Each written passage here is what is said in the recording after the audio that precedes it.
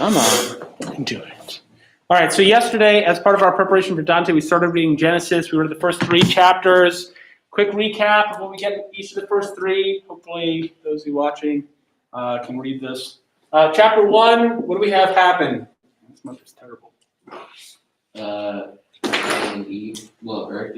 We have, in chapter 1, we have the creation of the universe. Can't see that. Yeah, well. There's a small background in front. Maybe this one will work better. All right, let's try this again. Genesis. Anyone remember what the word Genesis means? No, sir. Creation or coming into existence. It's the Greek title of this first book of the Bible. In Hebrew, it's called Bereshith, after the first word in the beginning. That's chapter 1. We have creation. How long does it take? 6 days. 6 days. What happens on day 7? He rests. God rests. Okay, chapter 2. What do we have in chapter 2? The man, the father of man. No. Yes, the man. The man's created in chapter 2. What's his name? Adam. Adam, which is Hebrew for dirt or earth. And who else is created in chapter 2?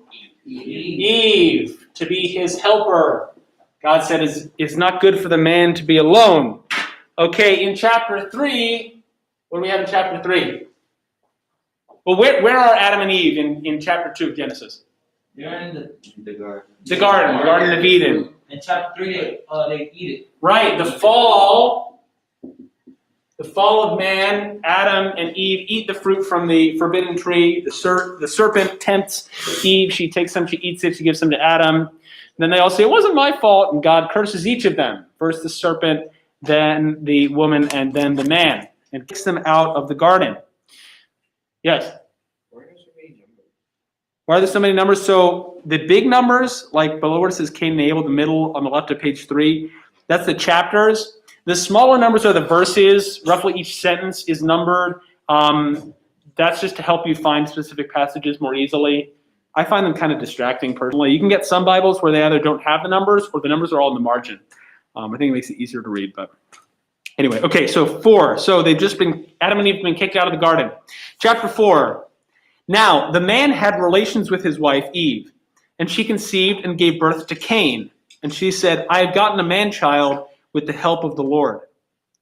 Again she gave birth to his brother Abel. And Abel was a keeper of flocks, but Cain was a tiller of the ground. So it came about in the course of time that Cain brought an offering to the Lord of the fruit of the ground.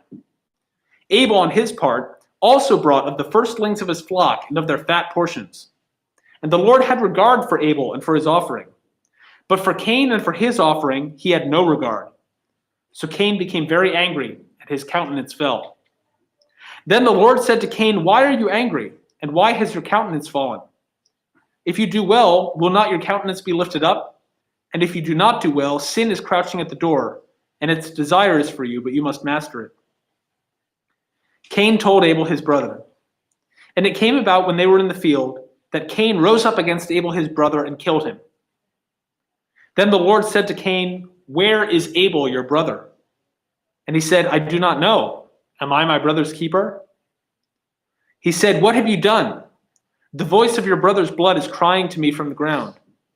Now you are cursed from the ground, which has opened its mouth to receive your brother's blood from your hand. When you cultivate the ground, it will no longer yield its strength to you. You will be a vagrant and a wanderer on the earth. Cain said to the Lord, my punishment is too great to bear. Behold, you have driven me this day from the face of the ground, and from your face I will be hidden. And I will be a vagrant and a wanderer on the earth, and whoever finds me will kill me. So the Lord said to him, therefore, whoever kills Cain, vengeance will be taken on him sevenfold. And the Lord appointed a sign for Cain, so that no one finding him would slay him. Then Cain went out from the presence of the Lord and settled in the land of Nod, east of Eden. Cain had relations with his wife, and she conceived and gave birth to Enoch. And he built a city and called the name of the city Enoch, after the name of his son.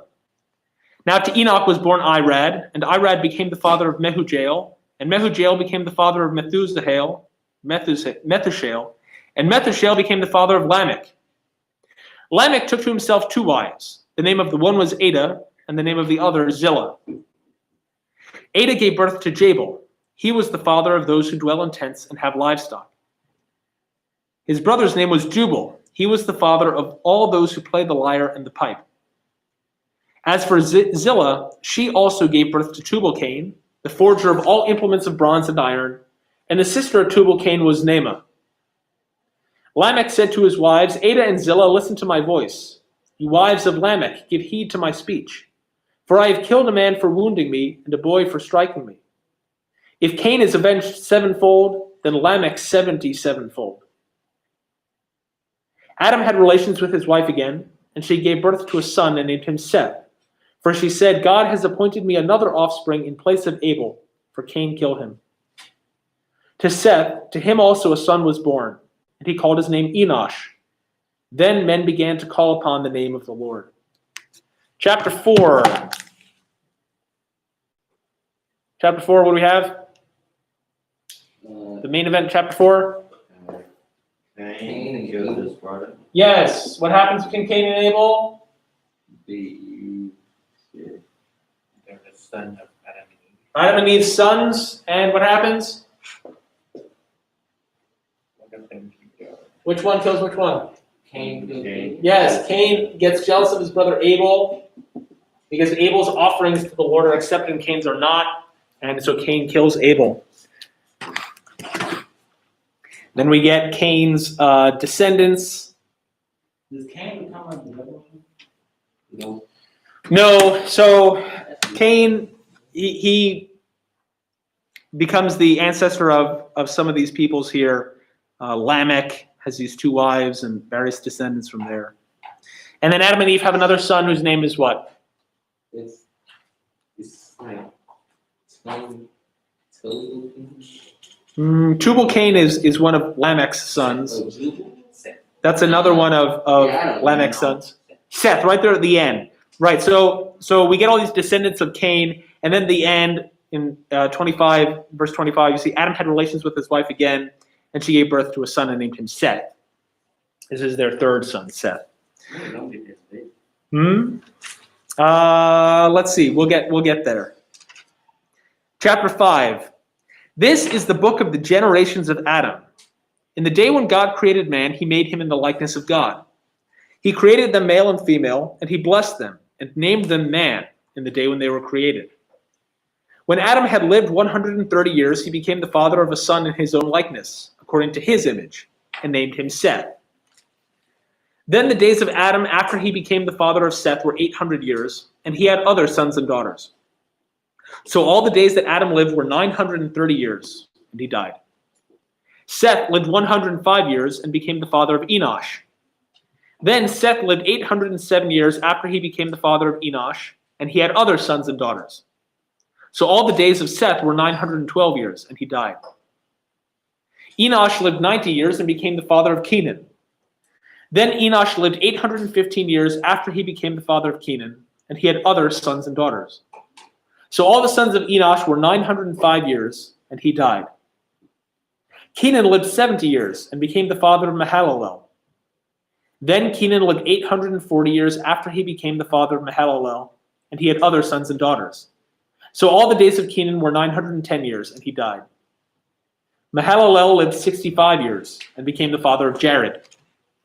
Then Mahalalel lived 830 years after he became the father of Jared, and he had other sons and daughters. So all the days of Mahalalel were 895 years, and he died. Jared lived 162 years and became the father of Enoch. Then Jared lived 800 years after he became the father of Enoch, and he had other sons and daughters. So all the days of Jared were 962 years, and he died. Enoch lived 65 years and became the father of Methuselah. Then Enoch walked with God 300 years after he became the father of Methuselah, and he had other sons and daughters. So all the days of Enoch were 365 years. Enoch walked with God, and he was not, for God took him. Methuselah lived 187 years and became the father of Lamech, a different Lamech from the one we had before. Then Methuselah lived 782 years after he became the father of Lamech. and he had other sons and daughters. So all the days of Methuselah were 969 years, and he died. Lamech lived 182 years and became the father of a son.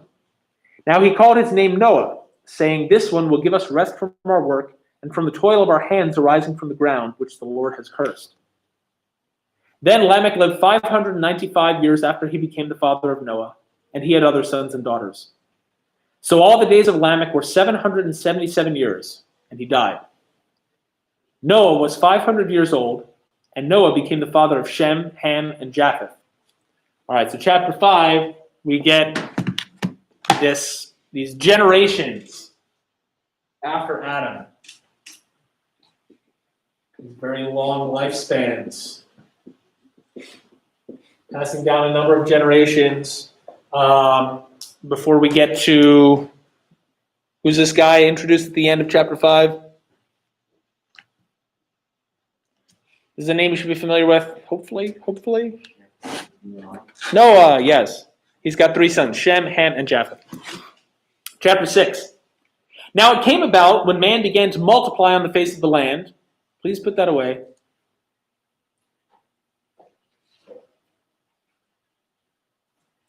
And daughters were born to them, that the sons of God saw that the daughters of men were beautiful, and they took wives for themselves, whomever they chose. Then the Lord said, "My spirit shall not strive with man forever, because he also is flesh. Nevertheless, his days shall be 120 years. The Nephilim were on the earth in those days, and also afterward, when the sons of God came into the daughters of men, and they bore children to them. Those were the mighty men who were of old, men of renown. Then the Lord saw that the wickedness of man was great on the earth, and that every intent of the thoughts of his heart was only evil continually. The Lord was sorry that he had made man on the earth, and he was grieved in his heart. The Lord said, I will blot out man whom I have created from the face of the land, from man to animals, to creeping things, and to birds of the sky, for I am sorry that I have made them. But Noah found favor in the eyes of the Lord. These are the records of the generations of Noah. Noah was a righteous man, blameless in his time. Noah walked with God. Noah became the father of 3 sons, Shem, Ham, and Japheth. Now the earth was corrupt in the sight of God, and the earth was filled with violence. God looked on the earth, and behold, it was corrupt, for all flesh had corrupted their way upon the earth. Then God said to Noah, the end of all flesh has come before me, for the earth is filled with violence because of them. And behold, I am about to destroy them with the earth. Make for yourself an ark of gopher wood. You shall make the ark with rooms, and shall cover it inside and out with pitch. This is how you shall make it. The length of the ark, 300 cubits, its breadth, 50 cubits, and its height, 30 cubits. You shall make a window for the ark, and finish it to a cubit from the top, and set the door of the ark in the side of it. You shall make it with lower, second, and third decks. Behold, I, even I, am bringing the flood of water upon the earth, to destroy all flesh in which is the breath of life, to destroy from under heaven everything that is on the earth shall perish. But I will establish my covenant with you, and you shall enter the ark, you and your sons and your wife, and your sons' wives with you. And of every living thing of all flesh, you shall bring 2 of every kind into the ark, to keep them alive with you. They shall be male and female. Of the birds after their kind, and of the animals after their kind, every creeping thing of the ground after its kind, 2 of every kind will come for you, to keep them alive. As for you, take for yourself some of all food which is edible, and gather it to yourself. And it shall be for food for you and for them. Thus Noah did according to all that God had commanded him. So he did. Chapter 6, what happens? What has happened to mankind in chapter 6? Heads up, please. Yes, corrupt. He says, the thoughts of his heart was only evil continually about mankind. So what's going to happen? God's going to start over, not quite entirely over. Well, he's mostly going to destroy rather than fix. He's going to destroy everything except for what? Noah, some animals, and Noah's family. How are Noah and his family and his animals supposed to survive? Right, he says make an ark, which in this context usually we think of it as a boat, but it really just means a container. And he gives them instructions how to build it, so and so big. You don't know how big a cubit is? Cubit. Those are the measurements here in verses like 14 to 16. How big is a cubit? You stay awake. You stay awake. How big is a cubit? Anyone?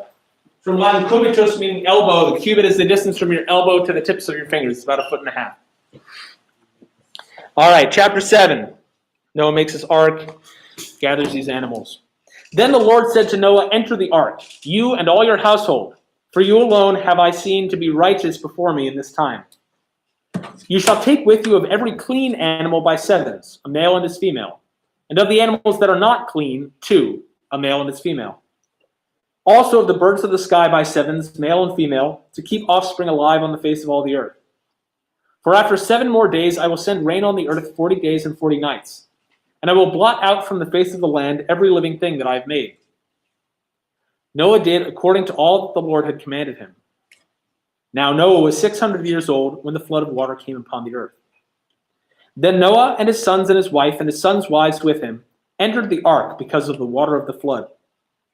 Of clean animals and animals that are not clean, and birds and everything that creeps on the ground, there went into the ark to Noah by 2s, male and female, as God had commanded Noah. It came about after the 7 days that the water of the flood came upon the earth. In the 600th year of Noah's life, in the 2nd month, on the 17th day of the month, on the same day all the fountains of the great deep were burst open, and the floodgates of the sky were opened. The rain fell upon the earth for 40 days and 40 nights. On the very same day, Noah and Shem and Ham and Japheth, the sons of Noah, and Noah's wife and the 3 wives of his sons with them, entered the ark. They and every beast after its kind, and all the cattle after their kind, and every creeping thing that creeps on the earth after its kind, and every bird after its kind, all sorts of birds. So they went into the ark to Noah by 2s, of all flesh in which was the breath of life. Those that entered, male and female of all flesh, entered as God had commanded him, and the Lord closed it behind him. Then the flood came upon the earth for 40 days, and the water increased and lifted up the ark so that it rose above the earth. The water prevailed and increased greatly upon the earth, and the ark floated on the surface of the water. The water prevailed more and more upon the earth, so that all the high mountains everywhere under the heavens were covered. The water prevailed 15 cubits higher, and all the mountains were covered. All flesh that moved on the earth perished, birds and cattle and beasts, and every swarming thing that swarms upon the earth, and all mankind. Of all that was on the dry land, all in whose nostrils was the breath of the Spirit of life died. Thus he blotted out every living thing that was upon the face of the land, from man to animals to creeping things, and to birds of the sky. And they were blotted out from the earth, and only Noah was left, together with those that were with him in the ark. The water prevailed upon the earth 150 days.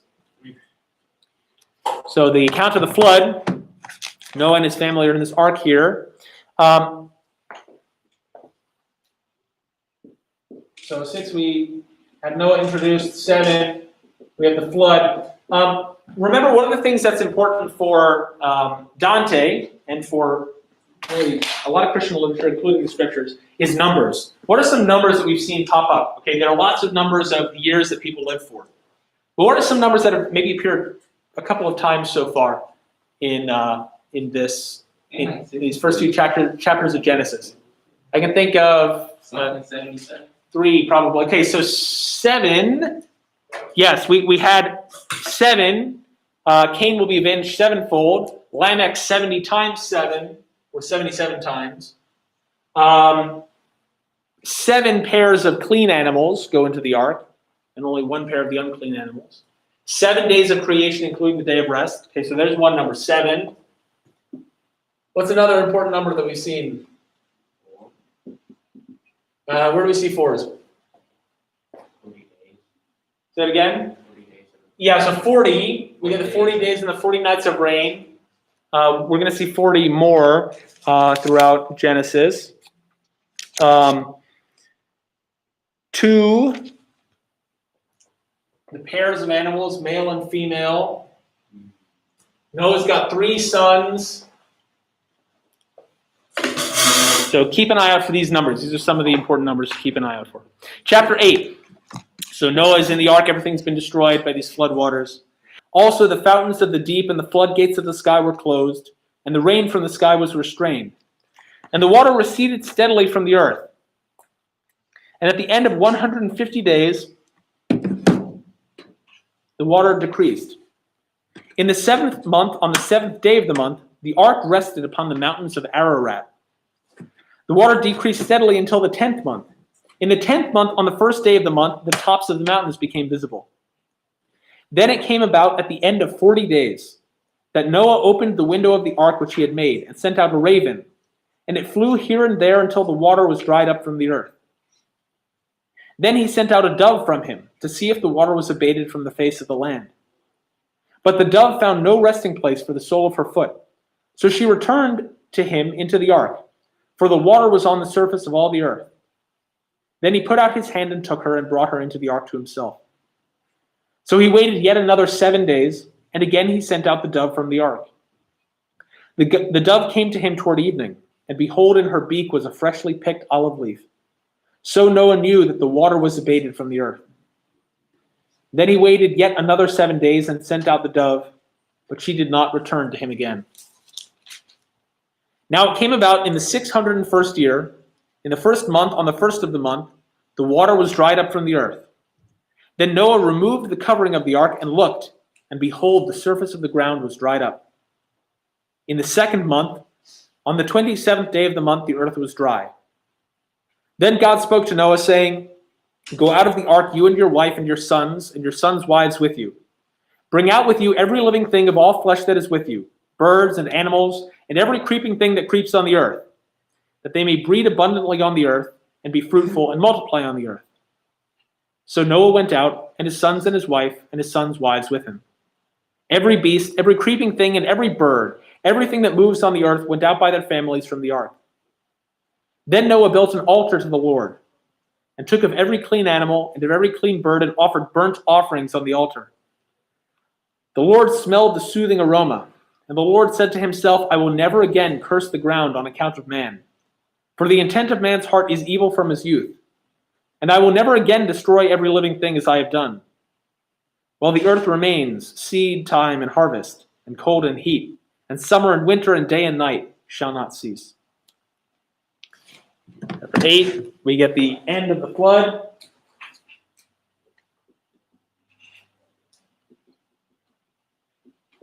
Verse 9. And God blessed Noah and his sons and said to them, Be fruitful and multiply and fill the earth. The fear of you and the terror of you will be on every beast of the earth and on every bird of the sky, with everything that creeps on the ground and all the fish of the sea. Into your hand they are given. Every moving thing that is alive shall be food for you. I give all to you, as I gave the green plant. Only you shall not eat flesh with its life, that is its blood. Surely I will require your lifeblood. From every beast I will require it. And from every man's brother I will require the life of man. Whoever sheds man's blood, by man his blood shall be shed. For in the image of God he made man. As for you, be fruitful and multiply. Populate the earth abundantly and multiply in it. Then God spoke to Noah and to his sons with him, saying, Now behold, I myself do establish my covenant with you, and with your descendants after you, and with every living creature that is with you, the birds, the cattle, and every beast of the earth with you, of all that comes out of the ark, even every beast of the earth. I establish my covenant with you, and all flesh shall never again be cut off by the water of the flood, neither shall there again be a flood to destroy the earth. God said, This is the sign of the covenant which I am making between me and you and every living creature that is with you for all successive generations. I set my bow in the cloud, and it shall be for a sign of a covenant between me and the earth. It shall come about when I bring a cloud over the earth that the bow will be seen in the cloud. And I will remember my covenant, which is between me and you, remember the everlasting covenant between God and every living creature of all flesh that is on the earth. And God said to Noah, This is the sign of the covenant which I have established between me and all flesh that is on the earth. Now the sons of Noah who came out of the ark were Shem and Ham and Japheth. And Ham was the father of Canaan. These three were the sons of Noah, and from these the whole earth was populated. Then Noah began farming and planted a vineyard. He drank of the wine and became drunk, and uncovered himself inside his tent. Ham, the father of Canaan, saw the nakedness of his father, and told his two brothers outside. But Shem and Japheth took a garment and laid it upon both their shoulders, and walked backward, and covered the nakedness of their father. And their faces were turned away, so that they did not see their father's nakedness. When Noah awoke from his wine, he knew what his youngest son had done to him. So he said, "Cursed be Canaan, a servant of servants he shall be to his brothers." He also said, "Blessed be the Lord, the God of Shem, and let Canaan be his servant. May God enlarge Japheth, and let him dwell in the tents of Shem, and let Canaan be his servant." Noah lived 350 years after the flood. So all the days of Noah were 950 years, and he died. What do we have in chapter 9? Two things, really. What's the major one in chapter 9? After the flood's over. He blessed Noah and his son. He blesses Noah in a sense. Not only does the Lord bless them, but he also makes a covenant with them. He makes this covenant, this formal contract almost with them, where he promises not to destroy the earth in that way again. And he gives all of the plants and the animals into under man's power. But that's also, so that's a very good thing that happens in chapter 9. What's the bad thing that happens towards the end of chapter 9? What's this incident right at the end of chapter 9? Curse Canaan. Yes, Canaan. Who's Canaan, and why does he get cursed? His son. Whose son? Noah.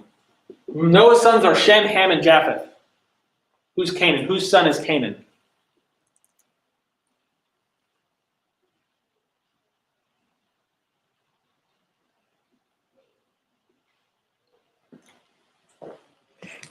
This is their father. So take a look at verse 18 or 22. Who's Canaan's father? Ham. Ham, right. So Canaan is one of Noah's grandsons. His son Ham, it's his son. And why does Noah curse Canaan? What's this incident? Leads to Noah cursing Canaan. Awful lot of cursing in the first 10 chapters of Genesis. Much more cursing than blessing. Why does Noah curse Canaan? I'll give you a hint. It's not because of something that Canaan did. Something Noah did? Not something that Noah did. I mean, something Ham did. Right, because something Ham did. What does Ham do? Towards the end of chapter 9. He drank off the wine. Who drinks the wine? Ham? Not Ham. No, that was just Yes, Noah, in verse 20, began farming and planted a vineyard. He drank of the wine and became drunk, and uncovered himself inside his tent. Yeah, they saw him naked. Who? Noah and Ham. Not Noah, Ham and whatever.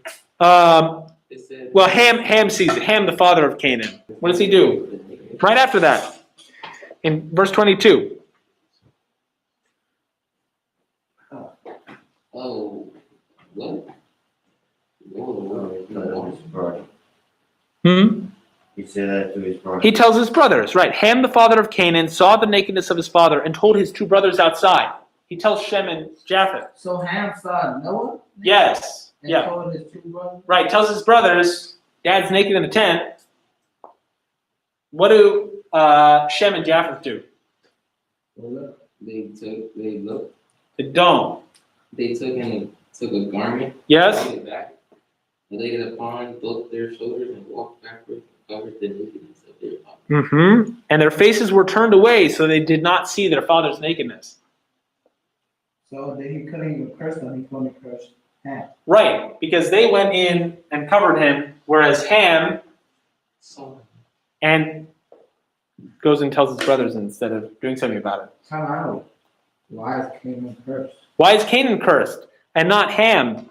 Interesting question. Yeah, here it's not Ham who is cursed. But Canaan, Ham's descendants, are cursed here rather than Ham. Interesting question, why? A lot of these curses, in fact, basically all of them, are curses on descendants in addition to the people themselves. After kicking Adam and Eve out of the garden,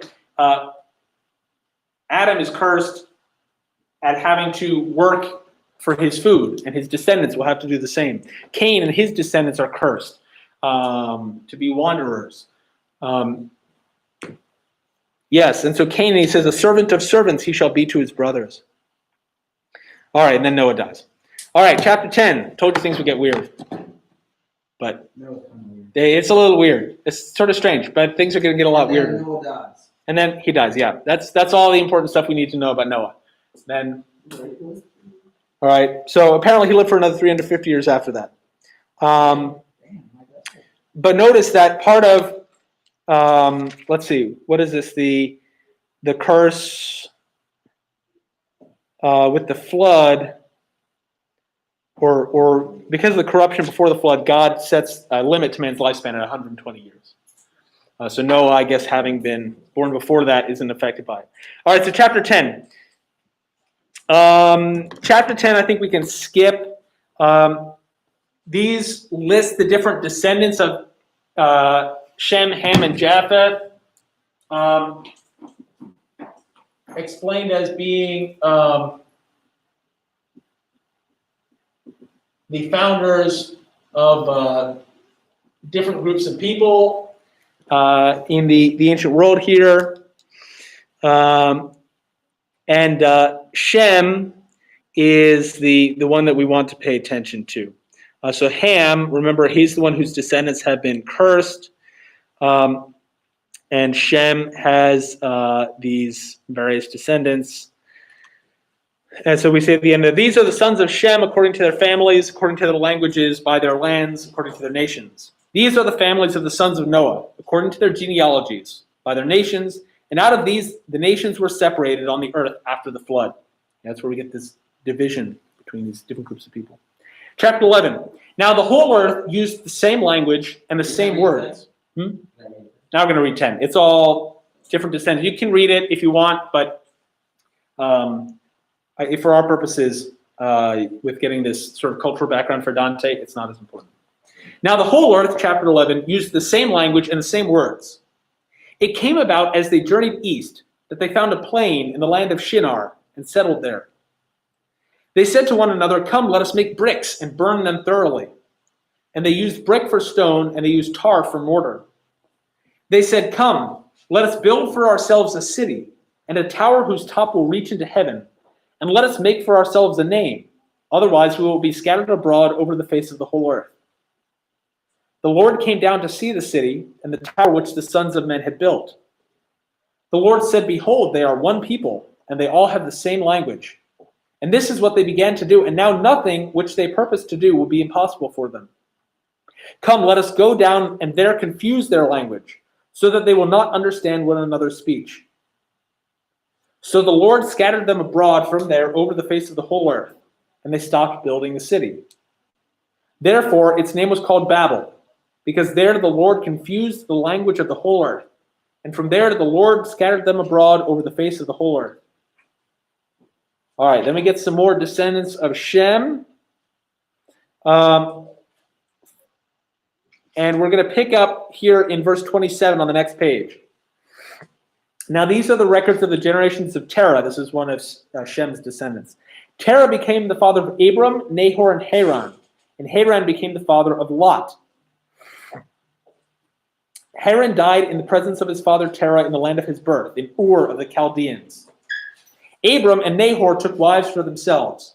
The name of Abram's wife was Sarai, and the name of Nahor's wife was Milcah, the daughter of Haran, the father of Milcah and Iscah. Sarai was barren. She had no child. Terah took Abram his son, Canaan, and they went as far as Haran and settled there. The days of Terah were 205 years, and Terah died in Haran. So 11, two things we want to focus on 11. What's the first event in chapter 11? They build the city? Yes, and what happens when they build the city?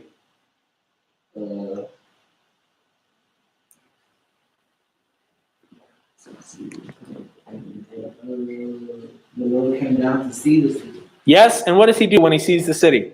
Uh, He comes down to see the city.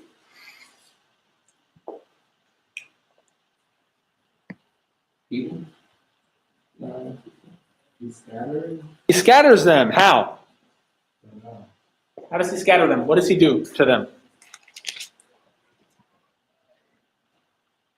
Who's gathering on board the people? Look at verse 7. Come, let us go down. There from Crusoe. What does that mean? So they will not understand each other's speech. What did we read right at the beginning of chapter 11? They use the same language. Until this. They're building a city with this tower. And to stop them, the Lord comes down and confuses their language. They no longer can speak the same language and communicate with each other. The Tower of Babel. So as they build this tower, they can't speak to each other. They have to stop. They have to abandon it. So what does the Lord want? He doesn't want them to do that. Different explanations you could say. Usually it's because of their pride. It's for their pride in trying to build this tower that goes up to heaven. A tower whose top will reach into heaven. And for their pride, he confuses their languages. And then the end of 11, we get this new character introduced, Abram. Really, there are three of them. His wife Sarai, and their nephew Lot. These are going to be three major characters in the next part. So Abram's father, Terah, takes them all, and they go out of Ur, which is the place they've been living before.